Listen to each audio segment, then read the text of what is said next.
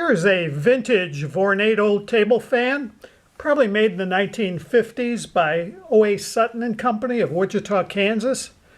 It's got a 6-inch blade, 2-speed motor. Still works great after all these years. All steel construction. I've got the head tilted a little bit so it doesn't get the airflow directly into the microphone. So you can see how it works. I'll starts on high speed.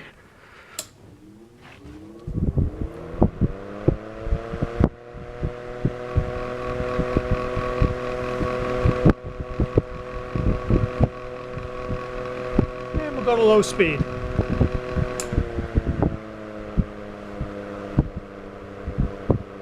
Really moves a nice amount of air for a small fan.